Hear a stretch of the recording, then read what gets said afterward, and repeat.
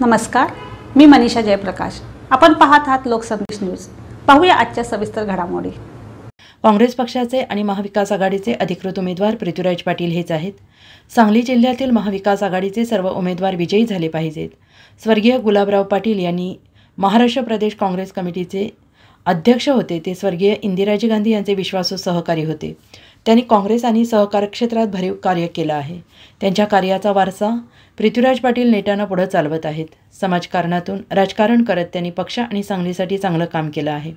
काँग्रेस सत्तेत नसताना मोदी लाटेत त्यांनी शहर जिल्हाध्यक्षपदाची जबाबदारी घेऊन पक्ष वाढवला आहे।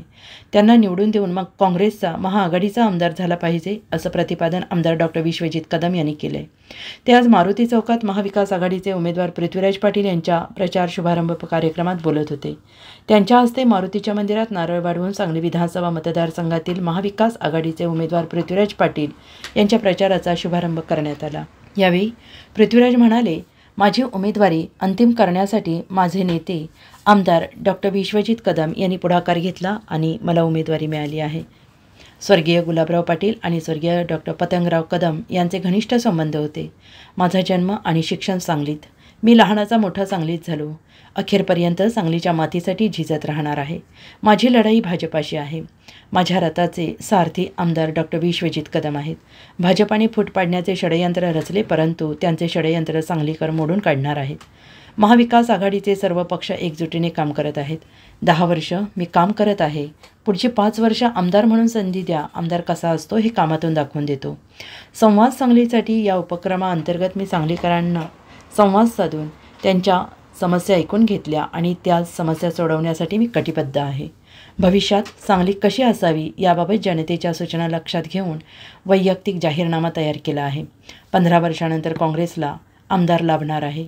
हाताला मतदान करा। जयश्रीताई तुमचे बैर नहीं, सुधीर दादा तेरी अब खैर नहीं। यावेळी संजय बजाज, प्राध्यापक ND बिरनाळे, महावीर पाटील, उत्तम कांबळे, आशा पाटील, सचिन जगदाळे, शिरूभाऊ सौदागर, शंभूराज काटकर, हरिदास पाटील यांची भाषणे झाली आणि यावेळी आमदार डॉक्टर विश्वजित कदम यांच्या हस्ते निवडणूक गीताचं लॉन्चिंग झालं। मुन्ना कुरणे यांचा काँग्रेसमध्ये पुन्हा प्रवेश होऊन घरवापसी झाली। त्यांचा सत्कार करण्यात आला आणि यावेळी कलाकार संघटना महाराष्ट्र राज्य गुंठेवारी चळवळीचे चंदनदादा चव्हाण यांनी पृथ्वीराज पाटील यांना जाहीर पाठिंब्याचं पत्र दिलं आणि यावेळी निरीक्षक आमदार BR पाटील, शंभूराज काटकर, दिनकर साळुंखे, शिरूभाई सौदागर, चंदन चव्हाण, सचिन जगदाळे, बिपिन कदम, अशोकसिंग राजपूत, प्राध्यापक ND बिरनाळे, नितीन मिरजकर, संगीता हार्गे, ज्योती आदाटे, विजया पृथ्वीराज पाटील, आशा पाटील, उत्तम कांबळे, DP बनसोडे, सिद्धार्थ माने, आयुब बारगे, रज्जाक नाईक, कविता बोंद्रे, नूतन पवार, कांचन तुपे, DP बनसोडे, इलाही बारूदवाले, अजिज मेस्त्री, हरिदास पाटील, अभिजित भोसले, किरण सूर्यवंशी, दिलीप पाटील, महाबळेश्वर चौगुले, सुहेल बलबंड, महावीर पाटील, इनाम धामणी, करनाळ, सरपंच संध्या कांबळे, सच्चिदानंद कदम आणि महाविकास आघाडीच्या घटक पक्षांचे पदाधिकारी आणि सदस्य, सांगलीकर नागरिक मोठ्या संख्येने उपस्थित होते। एकत्र एक गोष्ट सांगायला इथं बोलवलोय, म्हणजे आता जे सरकार आहे भाजपनं, त्यांनी तुम्हाला 1,500 रुपये लाडक्या बहीण म्हणून दिलेले आहेत ना, बरोबर आहे ना? होय का नाही? बरोबर आहे।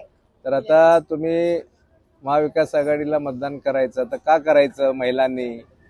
तर आता काल राहुल गांधींनी, शरद पवार साहेबांनी, उद्धव ठाकरे साहेबांनी घोषणा केली, सगळ्यांनी मिळून तुम्ही महाविकास आघाडीला मतदान केलं, निवडून महाविकास आघाडी सरकार आल्यानंतर हे 1,500 3,000 रुपये करणार आहे सरकार, 3,000,